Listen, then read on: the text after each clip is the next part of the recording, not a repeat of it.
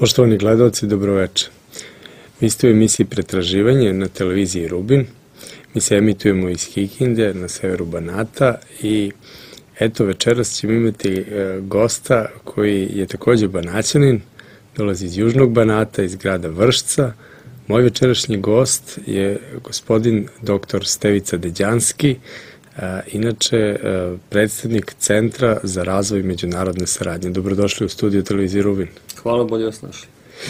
Eto, ja kažem, došli ste iz Vršca, nekako čini se da govorimo o međunarodnoj saradnji, ali čini se da putevi između Vršca i Kikinde su prilično ruinirani, pa bi možda mogli da poradimo na toj unutar banatskoj saradnji. Bilo bi dobro, pogotovo ide od Zrenjanina do Kikinde je bio mnogo teže, pogotovo napolje je magla, jedva sam došao. Evo, ja sad da kažem ovako, Centar za razvoj međunarodne saradnje je odradio dosta skupova. Ja mogu da pokažem kameri, evo imamo zbornike radova sa skupa Nova arhitektura evropske bezbednosti, šanse za Srbiju, održanih u Beogradu, atlantske integracije, prednosti i nedostaci, takođe održan u Beogradu, pa recite nam nešto više zapravo o ideji Centra za razvoj međunarodne saradnje, koja je ideja i zapravo šta je prevashodni cilj vašeg udruženja? Pa Centar za razvoj međunarodne saradnje je osnovan kao ideja entuzijasta, ovako da kažem, osnovali smo, to je u stvari jedna nevladina organizacija, da kažemo, jer to je danas širok pojam, a i svi nekako pridaju značaj tome, što u principu ima neku težinu, ali mislim da se suviše veliki značaj pridaje, ali eto, kad je već to tako, onda smo i mi krenuli tim putem. Razlika između, da kažem, naše nevladine organizacije i ostalih jeste da pokušavamo da kandidujemo teme koje su, da kažem, onako pod nekom zabranom. Ili, ako nisu zabranjene, a ono su za izbjegavanje. Znači, zašto su za izbjegavanje? Zato što teraju političku elitu i bilo koju drugu elitu da se izjasni o tome. Znači, svako pitanje koje je škakljivo, politička praksa je da se to izbjegne. Znači, ne daju se konkretni odgovori. Radi se ispod žita, je li tako? Pa, ili se ne radi. Znači, ne ulazimo. Znači, jednostavno izbjegne se rasprava o tome. To je najlakši način, najelegantniji, jer možda se desi da oduzme poene ili procente i tako dalje i tako dalje. I onda je centar krenuo da, ne zato što mi sad doćemo da to radimo da bi nekog nervirali, mislim, nego da teme koje mislimo da su bitne za položaj Srbije u svetu, na vreme kandidujemo.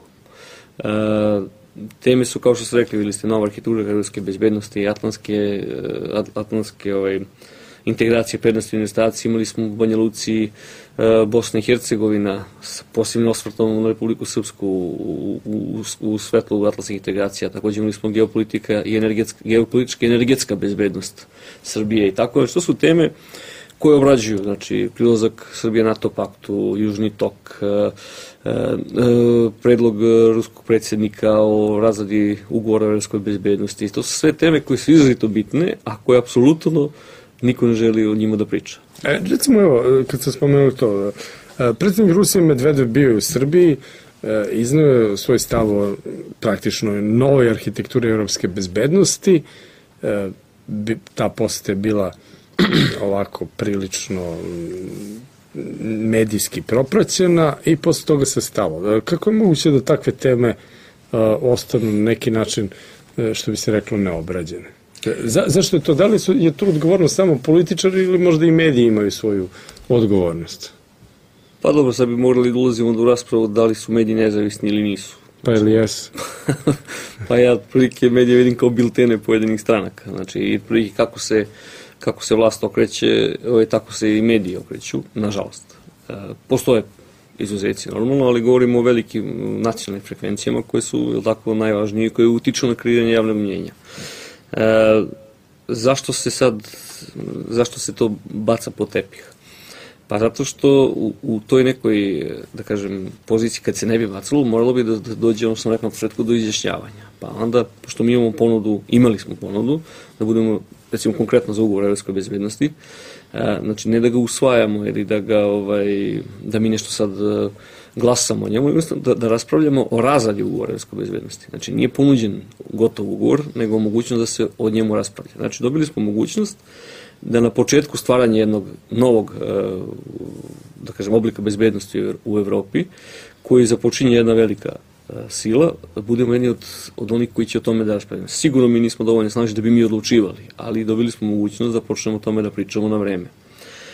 Mi to normalno nismo uradili, mislim, normalno ili nije normalno, ali nismo uradili. Umeđu vremenu su parlamenti i predsjednici, premijeri drugih zemalja, kao što je Nemačka, Švajcarska, Ukrajina, već o tome dali svoj ili sud, ili počeli su da razmišljaju o tome, i mi polako više nismo među prvima, sad više nismo među drugima, jednostavno još uvijek polako dolazimo na rep tog događaja, a još uvijek nismo počeli da raspravljamo o tome. Sad, centar je zbog toga probao da to kandiduje, recimo prošle godine, još odmah par mjeseci posle dolaska ruskog predsjednika i inicijative, da bi mogli da malo pokrenemo stvar sa mrtvačke. Bojimo se da, kao i sve u prošlosti, mi jednostavno uradimo na kraju, zakasnimo.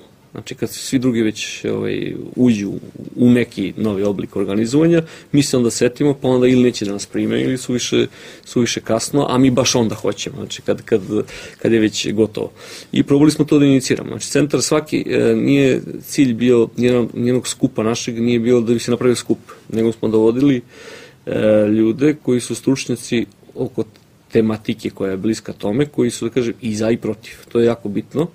Da kažem, jer nam je, za razliku od drugih nevladinih organizacija, ne forsiramo priču sa nametanjem zaključaka, nego pokušavamo da to čujemo oba dve strane. I ljudi koji su učesnici skupa to pokazuju, njihove imena i karijere, znači gdje imamo od NATO lobista do anti-NATO lobista, imamo ovako ljude koji su, da kažem, neutralni. Efekat svega toga je da smo medijski uspeli da probimo, da se pomalo probijemo, i posle svakog skupa je izašla jedna inicijativa koja je išla ka Skupštini Republike Srbije i ostalim činjenicima države, ali pre svega smo išli na Skupštinu Republike Srbije. Znači, pokretili smo inicijativu na osnovu zaključaka sa skupa koji su izvedeni. Nažalost, jedna naša inicijativa nije doživjela neki krajnji ishod, ali je uvijek bilo raspravljeno ili na nekom odboru. Neke poslaničke grupe su počele o tome da pričaju.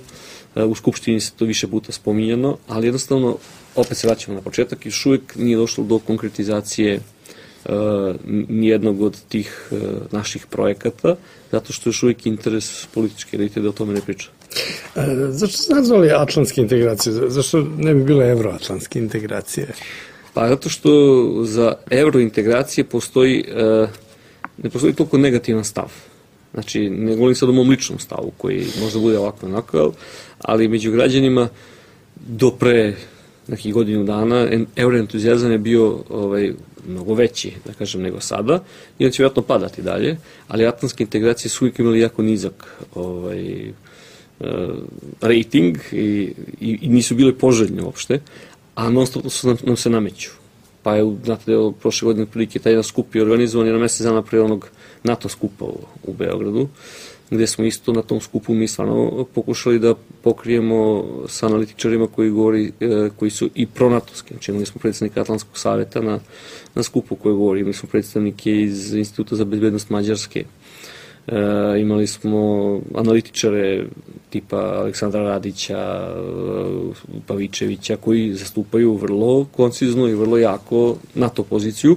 Imali smo s druge strane, da kažem, druge koji su protiv toga, i imali smo prilično bivše ambasadore, ministri spoljnih poslova i neke trenutno poslanike koji su u Skupštini. I probali smo to da razradimo. Mogu da kažem da je odjek bio prilično veliki, medijska pokrivenost čak i na nacionalnim frekvencijama velika, ali opet efekat na kraju je da je to sve nekako stalo. Znači, jednostavno, opet moramo da idemo dalje. moramo da guramo priču dalje. Ali kad govorimo recimo o toj evropskoj saradnji ili evropskoj perspektivi Srbije, često puta se to takođe uvezuje sa problemom Kosova i Metohije, odnosno sa određenim bezbedonosnim pretnjama i tako dalje. Praktično, kako gledate na to da mnogi kažu da Evropska unija može da primi Srbiju, ali pod uslovom da mi imamo jednu drugačiju vrstu teritorije nego kako je to propisano u Ustavu? Pa to je jedini način na koji to može se desi jeste promenom ustava. I ja očekujem u narednom periodu jedan veliki pritisak, medijski pritisak na građane da prihvate to kao činjenicu. Pa će to probati, već sada neki pokušavaju da to opravdaju smanjenjem broja poslanika. Znači, koji možda treba da se smanji, možda i ne. Na koga konkretno mislite? Pa ja mislim da to trenutno ide od strane Srpske napredne stranke kao inicijativa. Doduše u medijima. Ne znam da je to počelo zvanično, ali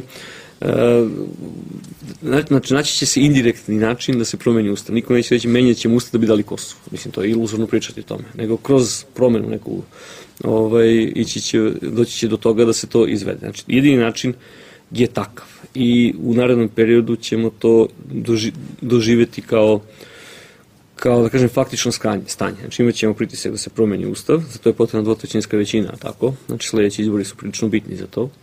Imat ćemo napad to se već dešava, napad na Srbe na severu Kosova, da od strane naših vlasti ili koga god, nije važno, i imat ćemo napad na ruski interes u Srbiji, koji nama donekle još uvek daju mogućnost da budemo nezavisni. Znači, u vrlo teškoj situaciji, sa prilično osiromašnim resursima i sa razbijenom od vojske pa nadalje, ali još uvek imamo mogućnost da budemo nezavisni. I to nam, između ostalog, daje Južni tok, i zato se toliko napada i očekujemo u narednom periodu još veće intenzitet napada. To nam daje ugovor o evropskoj bezbednosti, znači razrada ugovora o evropskoj bezbednosti je nama prilično potrebna, zato što nam ponovo daje mogućnost da mi nastupimo u kreiranju toga, bez ucena, bez nekih potreba da se nečega odreknemo, a da nastupimo u novom konceptu evropske bezbednosti. To nije bezbednost koja će biti srpsko-ruska bezbednost, kao što neki pokušavaju to da prikažu, nego šira bezbednost. I nama bi to bilo poželjno da učestvujemo, ali očigledno da nema volje da se nastupi tako. A recimo, kada govorimo o Rusima, o tom južnom toku, kako objašnjate, na primjer, da, nedavno je pušten severni tok, bili su tu visoki predstavnici Nemačke i Rusije i vidi se neko i ekonomsko zbližavanje Rusije i Nemačke, a opet s druge strane vlada mišljenje da Nemci nisu baš previše naklonjeni Srbiji. Znači, kako da kažemo, gledate na te, čini se, različite situacije, da s jedne strane, eto, taj južni tok ide prilično onako, ne bih rekli sporo, ali čini se da mnoge stvari su još uvek nepoznanica, recimo možda i oko trase i tako dalje, i oko centara, a eto, ovi Nemci sa Rusima napraviše tok i taj gas ide. Kako to gledate? Pa dobro, uzmimo to kao primjer geopolitičkih interesa. Znači, Nemcima je potrebna energija i oni sarađuju prilično dobro sa Rusima kada je to njima potrebno. Rusiji je potrebno tržište, mislim da je Nemačka jedan od njihovih glavnih spoljnopolitičkih partnera. Mi moramo prihvatiti činjenicu da smo mali. Mislim, to niko ne treba da prenebregne. I niko ne kaže da mi trebamo sad, da ko što pokušavaju, čim počne da govoriš nešto protiv atlantskih integracija, odmah ti spočitavaju nešto između, pa mi smo mali i ne možemo se bijemo s cijelim svetom, pa ne trebamo da se bijemo, ali moramo da pokušavamo da budemo nezavisni. Jedina naša mogućnost da budemo nezavisni, koliko toliko normalno, jeste da budemo energetski čuvar Balkana. To nam omogućava trenutno ponuda, znači Rusije, da imamo južni tok kroz Srbiju. Prvo, južni tok nije treba prođe kroz Srbiju. Nego Rumunija. Tako je, i bilo je čak i neka odluka koja je doneta tako, pa je preinačena tadašnjim intervencijom predsjednika tadašnjeg Putina. To je jedan odgovor na pitanje ujedno zašto je 50% upravljanje južnim tokom, a na nekim zemljama drugačije, što kroz Srbiju nije bilo potrebe da prođe. Znači nije bilo obaveza da prođe. Mi postavljanjem, dobijanjem južnog toka, prvo dobijamo gasifikaciju, drugo dobijamo neki novac koji ide i treće dobijamo mogućnost, sigurnost u stvari da bojaznost da bi nas neko ponovo bombardovao je time otklonjenja za duži period. Sad, mi imamo problem, to jest, kad kažem mi, ljudi koji se bave time ili koji prate situaciju i to pokušavaju i građanima da tako prikažu, pa onda kaže, to viš, Rusija je dobra sa Nemačkom ili Rusija je dobra sa Turskom, a Rusija je dobra kao sa nama, a mi smo u problemu sa tim zemljama, tako da kažem. Plastično govorim. Pa geopolitički interesi svake zemlje su interesi te zemlje. Znači, Rusija ima svoje interese, kao što i Srbija ima svoje interese. Mi trebamo da gledamo da nekako se poklope interesi tamo gdje nama odgovaraju. Da li je tu pitanje Rusija, Nemačka ili Turska, mislim, to je sa naše tačke gledišta bitno, sad ničije druge nije važno. Moramo malo da ne razmišljamo emotivno i šta bi mi hteli da neko drugi uradi, nego da mi uradimo ono što bi trebalo. Mi imamo napravljenu, znači, elitu koja je navikla sada sebe, pre svega, a ujedno do neki način i građanja, znači, za njih 10-12 godina, da nam objašnjavaju da mi nismo sposobni da ništa uradimo sami, da nama treba tutor. Kako je to urađeno? Pa pričom, to je jedna stvar, donacijama, svi čekamo donacija, IPA fondove, prekogranične fondove, pristupne fondove, predpristupne fondove, u principu sve tamo gde ništa se ne proizvodi, ništa se ne radi, to nam se obećava i to je sad neka stvar kako mi funkcionišemo 10-12 godina. I došli smo ovdje dok smo došli. I maltene sad stvarno ispada da nam treba tuto. Otprilike to je tako i pravljeno da ljudi pomisle da je to tako i bit će potreban veliki remont da se pokrenemo ponovo iz tog položaja, ali nije situacija beznadežna. Znate. Jedna od bitnih stvari je taj južni tok. Ali recimo kad govorimo o sposobnosti, recimo primećuju se, na primjer, ako gledamo Bosna i Hercegovina, na primjer, Republika Srpska znatno bolje ekonomski stoji nego recimo Federacija Hrvatsko-muslimanska. Na primjer, je to možda malo demantuje ovu priču. U kom smislu? Pa u tom smislu da Srbiji, ako budu, kako kažem, eto, u nekim možda i težim uslovima, umeju da izvuku i neku, da kažemo, bolju poziciju u odnosu na druge. Nisam sam razumeo koju demantuje priču, pa za tu priču tu se slažemo u stvari, tako? Pa jedan od primjera je Republika Srpska, koja je u prilično teškom okruženju sa prilično velikim pritiscima. Po nekim parametrima čak ekonomski bolje stoje od Srbije. Pa dobro, sad to ne bi mogo da uđe u to, ali prilično dobro stoje, s obzirom gde se nalaze, tako? Sa dobro odigranom spoljnom politikom i pozicioniranjem gde treba, znači prihvatanjem nekih ustupaka, ali ne davanjem unapred i ne ono što nije neophodno, došlo se do situacije da možeš da vladaš svojim teritorijom. Mi trčimo pred rudu, bitne stvari propuštamo, a onda pod pritiskom, čak nekad i nije potrebno pritisak, nego pod pomisli da ćemo da imamo pritisak, pristajemo na stvari koje pre svega štete Srbiji. Znači, uz sva moguća posle objašnjenja da to nije tako, ali činjenice pokazuju na terenu skroz drugačije. Znači, sve smo manji, sve smo siromašniji, sve manje imamo proizvodnih firmi, sve nam je slabija, kako se zove, poljoprivreda, koja nam u principu... Pa dobro, ali šta činiti, kako naterati elitu da drugačije deluje? Pa gledajte, mi ne možemo da ih nateramo na bilo koji način, mi elitu biramo. Znači, kad kažem elita, to neko se smeje, ali realno politička elita je ona koja vodi zemlju, znači, zato mora da je zovemo elita. Ona se bira na izborima. Znači, naš jedini doprinos je da dobro razmislimo o svemu i da glasamo. Znači, ne možemo drugo. I ostalih, znači, medija, tako bi trebalo da bude, medija, ljudi koji se bave ovako nekim nevladinim sektorom, da pokreću pitanja koje će da nerviraju vlast. To je jako važno. Znači, mislim, ne trebamo iz vlasti da budemo dobri što će nam daju neki dinar. Nego baš kontra, treba da budemo loši sa njima u smislu da ih teramo da oni budu dobri. A ovdje se nekako krenulo, jednostavno ljudi se kupuju, znači organizacije se kupuju, postoje donacije, ili kako već zovu sve to, grantovi, kako sad to popularno, gde za određene grante ti možeš da ćutiš i da podržavaš ono što možda realno i ne misliš.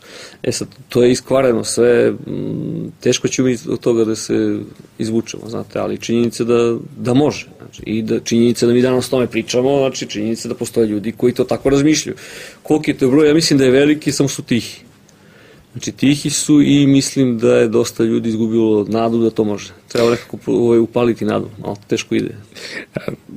Kako ocenjujete, recimo, stepen unutrašnje kohezije srpskog naroda, s obzirom da je to srpski narod je izdeljen u više država, Crna Gora, Makedonija, Srbija, Bosna, Hrvatska i tako dalje. Nekad su svi živjeli u jednoj državi. Koliko je opstalo to, da kažemo, osjećanje nacionalne solidarnosti u današnjem vremenu, kada, eto, vidimo, imamo probleme velike, opet ću reći, na Kosovu i Metohiji? Pa Pa pogledamo samo u okruženju, u svaku svom gradu, koliko postoji solidarnosti. I onda kada vidite koliko u malom okruženju nema solidarnosti i svako gleda sebe, a prilično, ja ne suđem ljude, nego samo kažem kako je činjenično stanje, jer smo na to naterani. Znači, ja dolazim iz Vršca, daću primjer Vršca, to je isto slično u Kikindi, pričali smo malo pre tome, da je Vršac ima recimo, samo pre 10 godina imamo 40 i nekog firmi koje rade, sad ima 3. Znači, danas ako izgubiš posao, ti kad uzmeš listu gde možeš se zaposliš, nema liste, znači imaš 3 imena i to je to.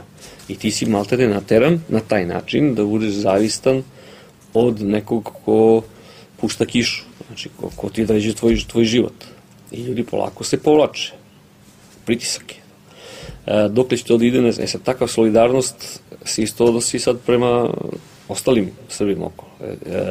Nametnuto je da od strane medija državnih režima u zadnjih dužem periodu da je to balast. Otprilike, nama je svaki Srbin van Srbije bio balast. Sad smo došli do toga da su nam i Srbi u Srbiji, znači, pošto je Kosovo još uvijek Srbija, balast. Sutra ćemo to imati isto u Vojvodini. Reći će, dobro, mi jesmo Srbi, ali mi smo pametniji Srbi, mi smo super Srbi, mi treba da idemo u Evropsku uniju, pa će povučemo i ostalo. To će bude matrica. To je viđeno u Crnoj Gori. Kako to sprečiti? Pa, znate kako, svaki taj plan koji takav postoji, on se urušava samo od sebe. Zato što rezultati onog što su oni pričali su sad vidljivi. Znači, teško je moglo pre 5 godina, 6 da govoriš nešto protiv Evropske unije. I retko ko je to govorio.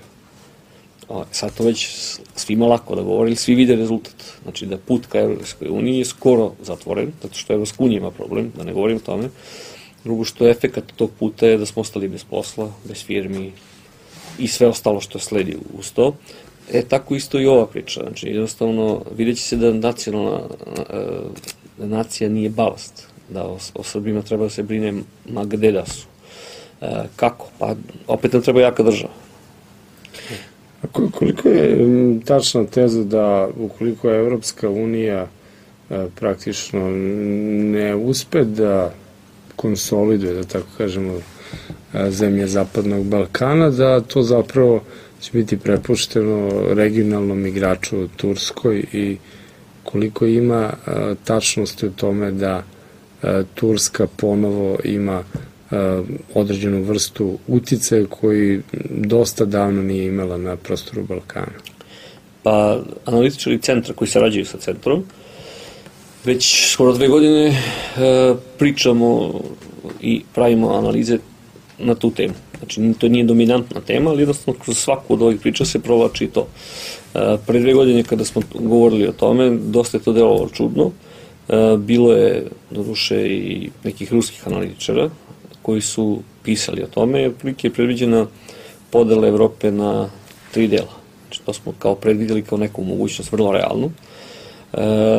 U kom smislu podela? To je sad teško reći. Da li će bude fizički podeljena, da li će samo monetarno biti podeljena, znači, ali na 3 uticajne sfere, znači na bilo koji način. Jedna će ostati, da kažem, stara Evropa, tako, nazvaće možda i stara Evropa. Nemačka i Francuska. Tako je, Nemačka, Francuska, Italija, kogod sad misli da će Italija propadna, ona je ipak deo te Evrope. Druga će biti ova, da kažemo, sadašnja centralna Evropa, gde će biti Češka, Poljska, Mađarska i tako neki. I drugi, zadnji deo biće ta jugoistočna Evropa koja će biti pod uticajem Turske. Što se sve, kada smo to pričali, moglo naslučivati samo iz turskih serija. Znači u to vreme, koje su se pojačale, a sada se to naslučuje svim mogućim ostalim. Znači od ugovora sa Turskom o trgovini koja je upropastila srpskog seljaka, recimo proizvođača paradajza, na primjer, jagoda i ne znam svega, čega sve, pa i ostali potezi koji slede, koji će slediti i koji slede. Zašto je to tako? Sad je to malo dugačka priča, verovatno da je na neki način američkim stratezijama vrlo bitno da na neki način se oduže muslimanskom svetu za ono što im rade po muslimanskim državama, pa eto Turskoj daju neki kao balans da se vraća na prostore koji su njoj interesantni. Mi stvarno tu jesmo u problemu. Znači, kada pričamo o teorijama zavere, posle ljudi kažu čime što to kažeš kada je teorija zavere, Uglavnom to govore ljudi koji nisu nikad čitali ni Kissingera, ni Bžežinskog, ni Huntingtona, ni Fukuyamu, to su sve mislioci Zapada koji kreiraju politiku Zapada zadnjih 50 godina i koji eksplicitno kažu da Zapad prestaje tamo gde počinje pravoslavlje. Od toga ne mislim da pravim famu, ali to je činjenica s kojom mi moramo da budemo upoznati. I kada smo tako upoznati, onda pokušavamo da to izbegnemo. A kada tako nešto negiramo, onda dolazimo da nas svaki događaj iznenadi. I sad cijela priča o tome, ne pravimo teoriju zavere, ne živimo u strahu da li neki od tamo priča o nama, nego shvatamo to kao jednu od mogućnosti da imamo problem i delujemo u skladu sa time. Onda kad nam se pojavi ponuda za ugovor o evropskoj bezbednosti, mi kažemo pa super, bilo bi dobro da pričamo o njemu, jer nam to daje mogućnost, znači da ne budemo, Evropa nema alternativu, evo je alternativa. NATO nema alternativu, evo je alternativa. Znači jedna ozbiljna država mora da pravi sebi alternativu. Alternativa Evropskoj uniji, o tome možemo isto pričati, jeste Evrazijska unija. Znači koja postaje vrlo aktuelna i koja će biti aktuelna već u naredne 2 do 3 godine. Šta je Evrazijska unija? Pa, Evrazijska unija je budući projekat budućeg predsjednika Rusije Vladimira Putina, koji će pokušati objediniti prostor bivšeg Sovjetskog saveza, deo prostora, koji će biti ponuđen Turskoj i bit će ponuđen Srbiji. Znači, koliko moja saznanja govore, bit će mogućnost da budemo jedini od osnivača i da učestvujemo, znači da dobijemo slobodnu trgovinu, da imamo alternativu. Znači. Ali slušajte se da ta tema oko Evroazijske unije nije kandidovana, bar ne u nacionalnim medijima i bez obzira što o toj temi se govori i u stručnim krugovima i tako dalje, čini se da takva tema nije interesantna za naše medije. Pa sad smo pričali o tome. Da li je interesantna tema Južni tok, sem kad se pojavi Nenad Čanak ili Čedo Jovanović i grblji kamenjem udare na njemu. Jeste vi čuli nekad neku pozitivnu stvar o tome? Ili Mlađan Dinkić. Znači, to je jedno što može da se pojavi u medijima. Da li ste čuli nekad o ugovoru o evropskoj bezbednosti? Znači, evo sad ću vam kažem primjer. Podneta je Skupštini Srbije inicijativa od strane centra. Sve stranke su to dobile. Znamo pouzdano iz stranaka da je o tome pričano. Jedino reakciju koju smo dobili jeste Srpska radikalna stranka je podnela interpelaciju za Skupštini Srbije i znamo da bi podržala to i Demokratska stranka Srbije ako uđe u raspravu, će raspravljati o tome. Po zakonu bi trebalo za mesec dana dobiti odgovor vlade, znači prošlo je 3 meseca, nema odgovora. Znači gura se po tepiju. To je sad indirektni odgovor i na ovo pitanje Evroazijske unije, koje je realno mnogo manje aktualno nego ovo. Evroazijska unija će bude aktualno od sledeće godine. Znači od predsjedničke kampanje u Rusiji, pretpostavljeno da će tako to da bude, znači neki je sled događaja i da će onda od 2013. do 2015. biti formiranje toga. Pokušat će to se izbegne. Mi ćemo probati da se to ne izbegne. Znači, mi ne možemo da donosimo zaključke. Znači, mi ne pretendujemo tome da mi kažemo to je dobra linija. O tome govori parlament Srbije. Da li ga neko voli ili ne voli, to su ljudi koji su birani. Oni o tome govore. Oni o tome odlučuju. Ali mi hoćemo da ih nateramo da govore. I imamo stalni problem. Neće o tome ni da raspravljaju.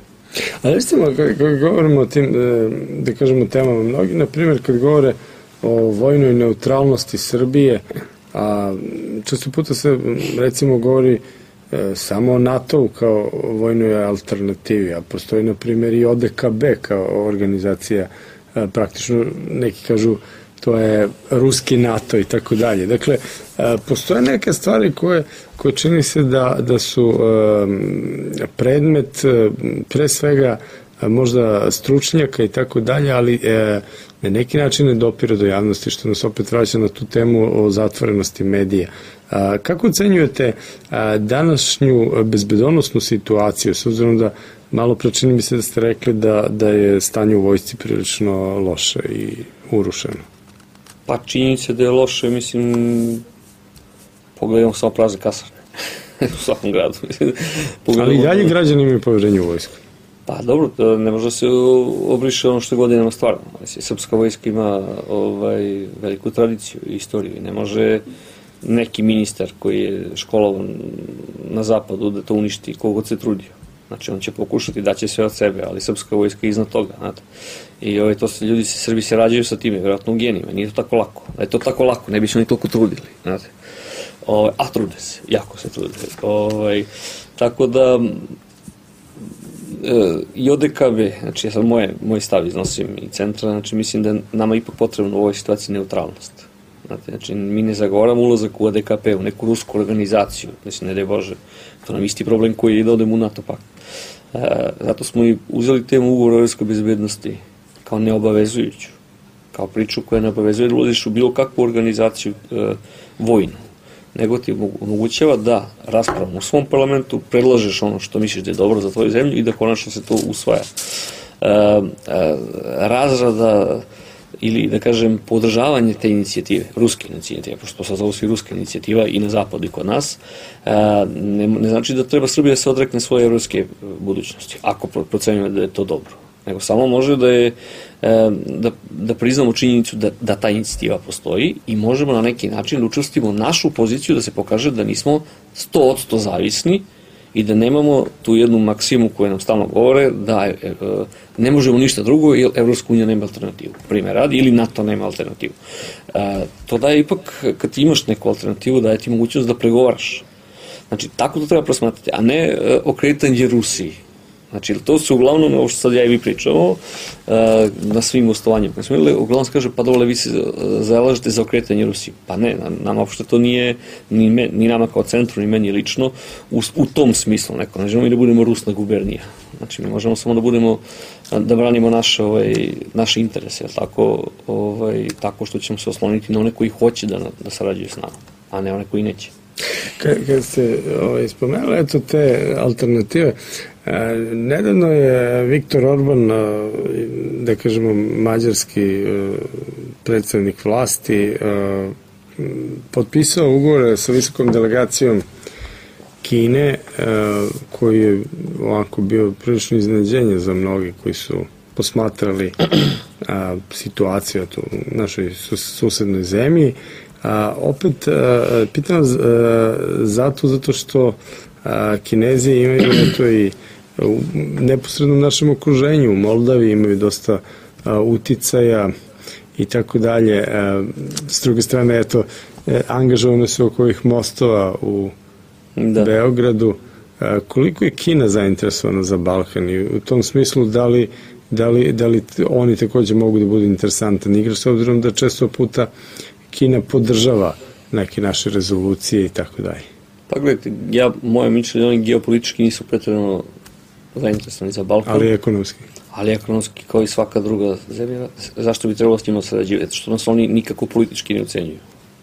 To je jednostavna varijanta. I ovde sad, sve što radiš sa zapadnom firmom, ti moraš da im daš određene beneficije, popuste, 10.000 evra po čoveku da bi otvarali radnje. Daću vam sad jedan primjer. Bio sam prošle nedelje u Mađarskoj 2 dana, pošto centar sarađuje sa Institutom za bezbednost iz Mađarske, imam potpisan ugovor o saradnji, oni gostuju na našim skupovima, mi na njihovim, pa sam između ostalo obilazio nekoliko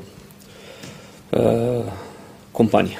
I u jednom gradu koji se nalazi 60 km od Budimpešte postoji tehnološki park. Inače, Srbija je trenutno puno tehnoloških parkova koji su u stvari nacrtane na table, stavljene piše, sad sam prolazio kroz Sečanj, piše dobrodošli u evropski Sečanj, tako nešto, i piše tehnološki park, ovako ogromno, iza ledina. To ga ima koliko hoćete. Sad sam to vidio pa sam pomislio, rekao da iskoristim da kažem, u Vršcu je otvoren tehnološki park, urađen je, uloženo preko 4 miliona evra, u sređivanje i tako dalje. Neke firme su počele nešto da izgrađuju, to je jako malo, ali nema veze, počeli su. I sad, povlačim paralelu od prošle nedelje. Znači, u jednom tom tehnološkom parku, firma Clarion, oni proizvode one auto uređaje, tako poznata, prilično veliki prostor zauzima i zapošljava nekih 500-600 ljudi. Ja pitam tog prijatelja tamo kako oni funkcionišu, pa kaže, ovo mesto ima 12.000 ljudi, već 10.000 ljudi radilo u toj firmi. Kaže, kako radilo? Pa kaže, tako što je država finansira zapošljavanje, onda oni zaposle nekog, zadrže ga 3 ili 4 meseca gde radi za bednu platu i onda ih otpuštaju i dolaze drugi. To čisto, mi još nismo ni stigli do tog nivoa, što se trenutno to dešava, a to će se dešava u svim tehnološkim parkama. Znači, to je ono što nam je namenjeno kao mogućnost razvoja pod zaštitom Evropske unije ili nekih zapadnih firmi. Prema tome, ako postoji mogućnost sarađivati sa Kinezima, ili sa bilo kojom drugom zemljom treba sarađivati. Normalno, pod normalnim uslovima, nikakvih privilegija ne treba davati. Što se tiče Orbana, on je čist dobar primjer koji je pratio kampanju... Je li on nacionalista? Pa da, mađarski nacionalista, tako se predstavlja, znate, on se predstavlja kao jedan ekstremni zapadnjak s prekidanjem odnosa sa Rusima, otprilike tako nešto. Bio je izrazito protiv Južnog toka, ko je pratio kampanju. Mislim, malo ljudi tu u Srbiji pratilo, jednostavno nije zastupljeno mediju, niti ih ne interes, ali osnovni nastup u kampanji su bili da će zaposliti 1 milion ljudi, da će prekine izgradnju Južnog toka, da će da učestvuju u izgradnji Nabuka i nikako nije spominjao Kineze. A situacija je sada tako, ima 70% podrške naroda. Situacija je takva da on sad kaže da je Južni tok realnost. Mislim da kažem, kogod hoće bude realno shvata da je Južni tok realnost, jer Nabuko je nemoguće, jer nema gasa. Znači sve ostalo da zanemarimo, jednostavno nema odakle da napaja gas. Sve ostalo bacimo u vodu. Nema gasa, prema tome nema ni toka.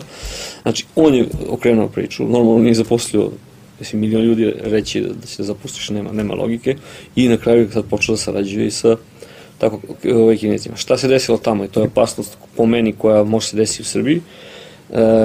Čovjek koji ima 2/3 većinu, znači ima 70%, sad ima popularnost, tako mi bar kažu, oko 26%, 27% u Mađarskoj, ali on umeđu vremenu uspio da promeni ustav, izborni sistem, sad ne bi ulazio kako je šta. Počeo da porezuje banke.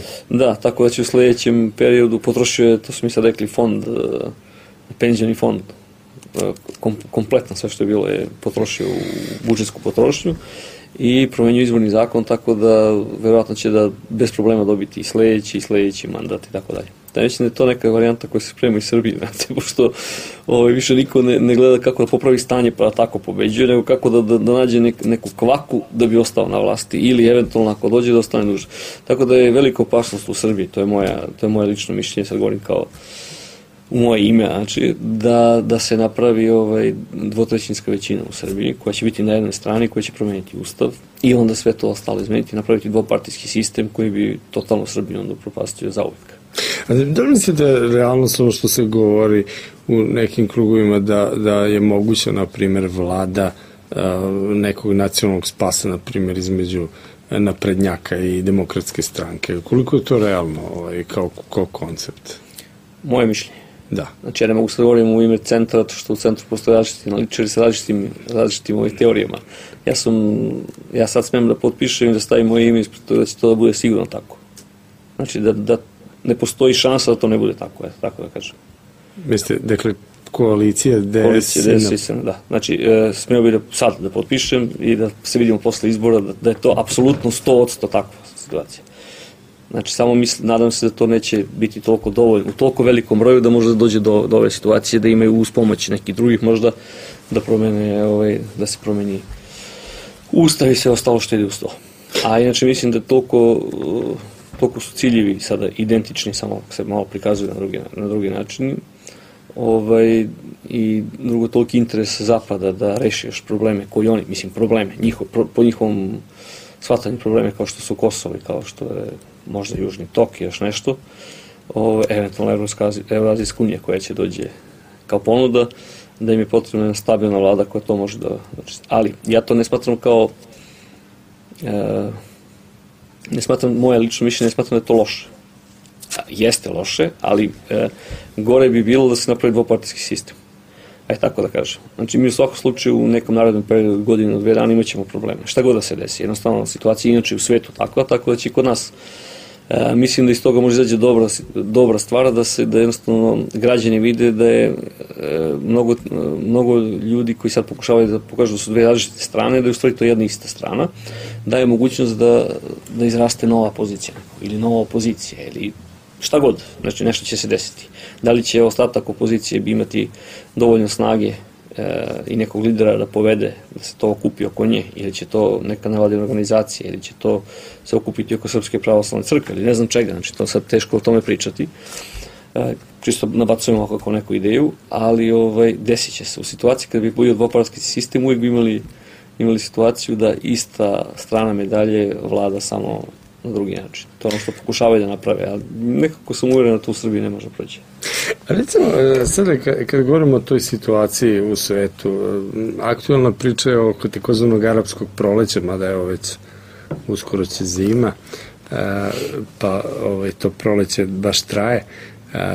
situacija oko Sirije se komplikuje, oko Irana je godinama već komplikovana. Imamo situaciju da se čuju neki novi tonovi iz Izraela, a koliko sve to može da utiče i na međunarodni položaj Srbije, s obzirom da mi imali smo još u vreme Josipa Broza prilično aktivnu ulogu u tom delu sveta. Naprimjer, poznato je da recimo smo naoružavali Alžir i tako dalje.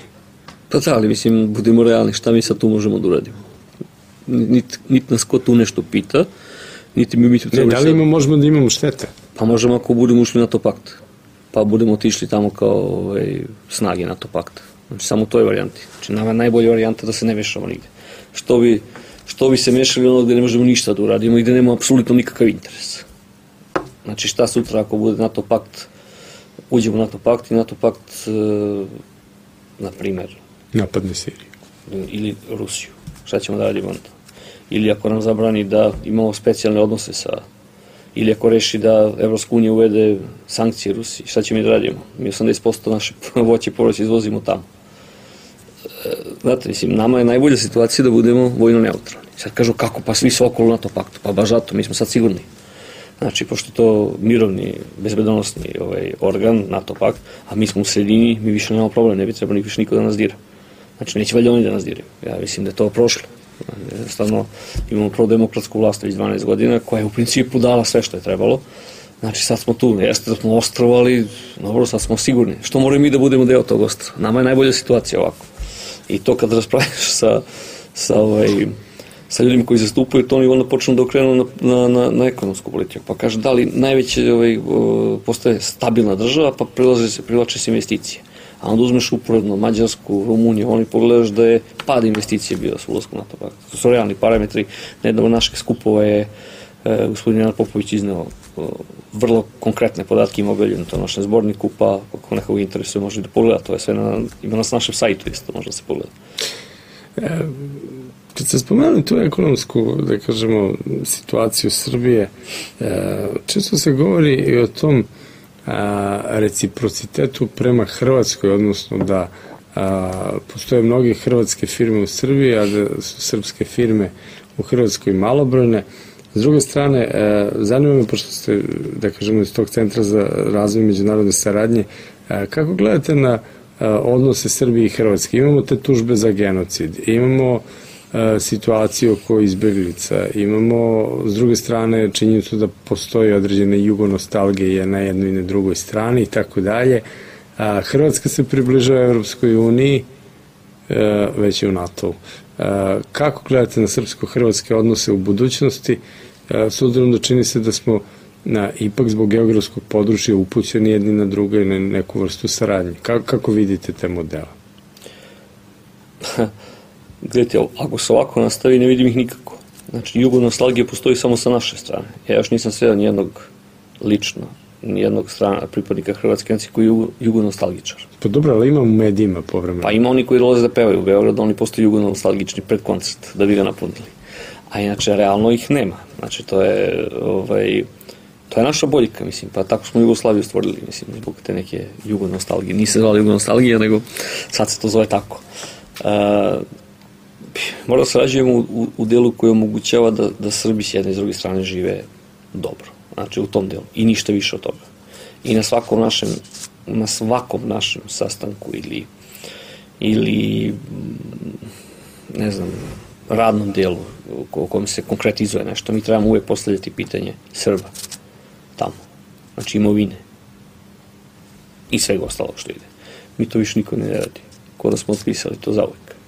Znači, Republika Srpska krajina je zvanično postoji još uvek. Ona je bila priznata država. Ko to spominje danas? Sem Srpske radikalne stranke i vlade u izbjeglištu Republike Srpske krajine. Niko.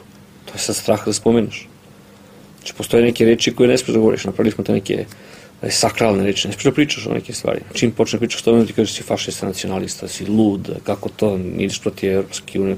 Znači, ali to je pozicija svake ozbiljne zemlje bi bila takva. Kad mi budemo bili ozbiljna država i mi ćemo tako raditi. Za sada moramo da... Ali hoću drugo da vas pitam. Slovenija je zbog nekoliko kilometara obale na neki način ucenjivala Hrvatsku oko ulaska u Evropsku uniju. Da li se može desiti, na primjer, da Hrvatska, ukoliko uđe pre Srbije, a po svemu sudeći ući će pre Srbije u Evropsku uniju, da Hrvatska ima sličan odnos prema Srbiji? Pa da li, ja verujem da naši evropski prijatelji to neće dozvoliti. Mislim, malo sam sarkastičan, pa normalno će to se desiti pod hitno. Pa mi od naših evropskih prijatelja, kako nam to govore, imamo samo problem svaki put i na uštrb srpskih interesa. Mi doživljavamo da nam predsjednik države kaže posle sastanka sa predstavnikom Amerike, kaže da mi smo se složili da se ne slažemo. Znate, ne, mislim, to što vi pitate nekad, smijem se zato što su pitanje tako jasna i odgovori su tako jasni svima, a režim i mediji pokušavaju da to prikažu drugačije. I mi zato imamo problem. I upadamo u stvari iz jednog u drugi problem. I sigurno ćemo imati još veći problem ako Hrvatska uđe 2013. godine u Evropsku uniju. Jer svaki član Evropske unije može da ucenjuje. Ili imamo sad primjer sa Mađarskom, kad smo doneli ovaj zakon koji apsolutno nije uperen protiv Mađarske. Znači, moj jedan najbolji prijatelj je Mađar, mislim da se razumemo. Odjedan put Mađarska kaže, meša se u realno unutrašnje zakone Srbije i kaže neće dobiti kandidaturu, ne članstvo, kandidaturu za Evropsku uniju.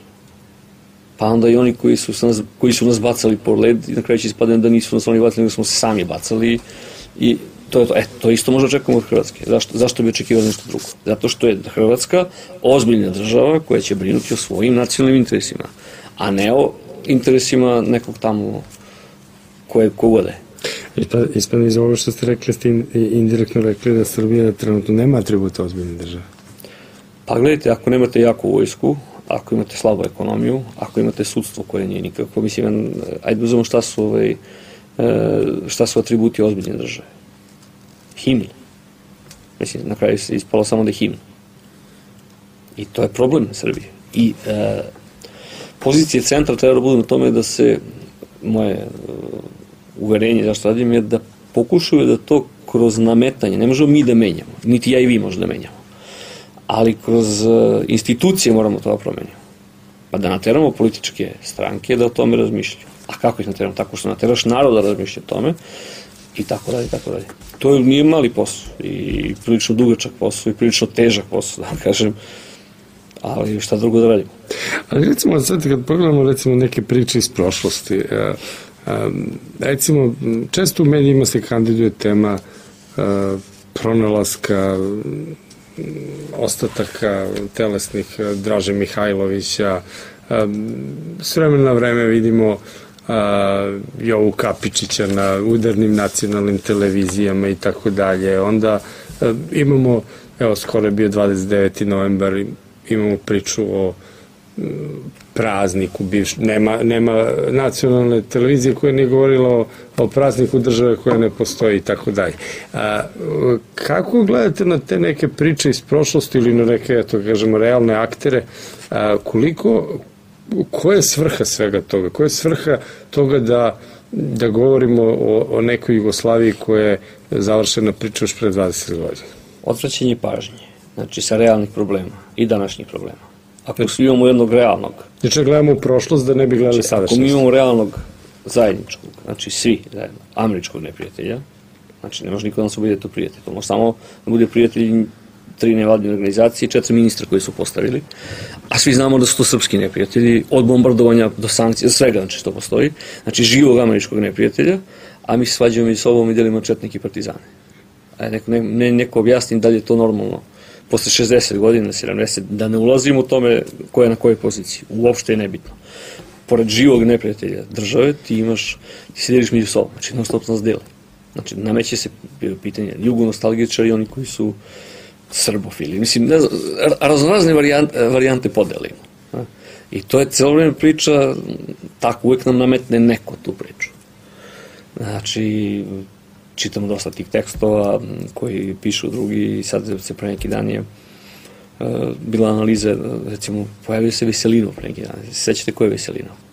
Veselinov je čovjek koji je zajedno sa svojim vozačem ubio Katarinu Marić na semaforu. Niko živi nije spomenuo da je to taj, nego su rekli to je prvi demokratski ministar u prvoj demokratskoj vladi. Znači niko da ga pita, a on je čovjek rekao treba se odcepi Vojvodina. Dobro, nije baš tako rekao je da Vojvodina treba bude republika. Pa dobro, ajde, možda on mislio nešto drugačije, ja sam to shvatio tako, kao i većina nas.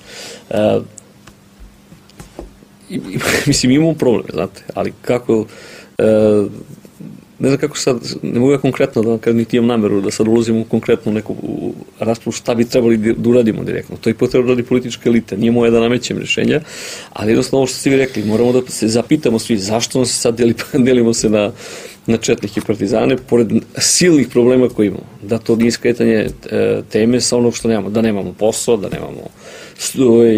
nemamo da kupimo lek, ako kupimo lek nemamo hranu i tako dalje. I onda pričamo o četnicima i partizanima, od 29. novembra. A neko će recimo reći, pa dobro, ali imamo priču oko restitucije i tako dalje, ispravljanje nepravdi i tako dalje. Šta mislite o tim idejama? Recimo u restituciji se zalažu vrlo različite političke opcije. Pa ja nemam moj stav o tome, lično da vam kažem. To je stvarno osjetljivo pitanje i sve što bi rekao, naljutio bi nekoga, nemam nameru. Znači, ne znam, to je istorijska nepravda činjenica, ali istorijska nepravda je sad kad se to rešava. Mislim, ne znam kako to može se rešiti da svi budu zadovoljni. U principu skoro nikako, ne znam kako može. Jer kod nas sve kad uradimo neku promjenu, uvijek bude loše. Znači, nekad smo napadali napadali smo Markove gajbice, ali na kraju smo dobili koletove šećerane. Pa niko nije napadao Marka zbog gajbice da bi na kraju kole kupio šećeranu za 3 evra. Znači, ali kod nas sve tako desi. Napadali smo RTS zbog kampanje koje je vodila, na kraju smo dobili RTS koji u udarnom terminu pokazuje film gde su Srbi zločinci. Znate, mislim, to je jako uvijek nas obi nekako u glavu kad nešto rešavamo, kad rešavamo istorijske nepravde. Tako da se prosto bojim da kažem šta je dobro da se uradi, jer iskustveno prilično negativno. I za kraj, pitao bih vas, kada govorimo o međunarodnoj saradnji, govori se o tome takođe da je Balkan put, da kažemo, mnogih narkotika, da postoji organizovani kriminal koji ne poznaje nacionalne granice i tako dalje, da postoje mnoge kriminalne grupe koji imaju veću saradnju nego države i tako dalje. Da li stičete utisak da je Srbija neću da kažem kriminogeno društvo, ali ispunjenija kriminalom nego što je to bilo recimo pre 10 godina? Pazite, jeste, nije to sad vezano za Srbiju. Mislim da je opšte trend svuda u svetu da je to tako. I ne možemo i da izbegnemo ono što jeste. Drugo, urušava se osnovna ćelija društva, porodica, koja je u stvari, ne samo kod nas, ali i kod nas, koja je u stvari bila stožer toga i samim tim se sve ostalo povećava. Da ću vam jedan primjer lokalnih vlasti po Srbiji, kada je uvođeno, i to je svuda bio problem, znam i Kikindi je bio problem ranije, kada je trebalo da se ograniči rad kafića na 1 sat, ili sad znam kako koji rad je bilo, u Vršcu je bilo da 1 sat, da je bila cela pobuna. Znači, ko je bio na vlasti je to hteo, ko je bio u opoziciji pravio pobunu, nije bitno sad koja je stranka, svi su pravili tako, to je jedan koncept bio. A recimo pokazalo se da svi znamo to nije normalno da se izlazi u 12, ali je to trend, znači nemaš ti da budeš protiv toga, a pokazalo se policijskom analizom, po samim uvidu toku, da su 70% svih tuča i pijanstava i saobraćajnih dešava između 24 ujutru. Znači, trend je takav da se jednostavno tera ka tome i niko ne želi to da zaustavi. Uglavnom zbog političkih poena. Uglavnom ništa se sad ne radi u Srbiji što ne može se završiti u 3,5 godine. Jer još pola godine treba izbori da budu, onda se idu u kampanju. Znači, ni crkva se ne zide ako ne može biti gotovo za 3,5 godine. A nekad su crkve zidili 23, pa su zato trajale. Znači, sve je podređeno izbornom procentu. Nema nacionalne strategije. Nemamo zadnjih 12 godina i pre, ali posebno zadnjih 12 godina nemamo nacionalnu strategiju šta hoćemo. I to je veliki problem. Srbija mora da se okrene tamo gdje ima interes. Pričamo o srpskom interesu, ne ruskom, ne evropskom, ne američkom, nego srpskom interesu, normalno gledajući da prođe između svih tih sila neoštećeno, što je prilično teško, ili jako malo oštećeno. A onda postavimo realnu situaciju, gde izvozimo, to što još imamo, gde možemo da izvozimo, ko nas ne uslovljava time da mora da damo deo teritorije, da li imamo alternativu i kako to god okrenemo, nekako se sve okrenemo prema Evrazijskoj uniji. Dobro, gospodine Deđanski, evo sad smo na samom kraju, imamo još minut i po do kraja. I to bi se na kraju da ostao optimista. Pa da, mislim, prosto ne trpim u svom okruženju ljude koji su pesimisti. Ne samo da ja nisam, mislim da bez velikog optimizma mi ne možemo da izađemo iz ovog problema. A kod vas je optimizam aktivizam praktično. Da, znači što više biti aktivan, na što više polja. Znači, i to u svim oblicima, znači od radnika do intelektualaca. Znači, intelektualac, pa ako si intelektualaca, nema šta da radiš, nauči strani jezik. Pročitaješ jednu knjigu, pa sutra ćeš da vidiš, znači, postoji način da se nešto radi. Samo što više aktivnosti, usmerene normalno u podizanju Srbije. Ne samo ličnog bogaćenja. To je problem. Ne treba se lično bogatiti, nego bogatiti Srbiju. Gospodine Deđanski, hvala na razgovor. Hvala vam. Poštovani gledalci, vi ste gledali emisiju Pretraživanje. Vidimo se i dalje.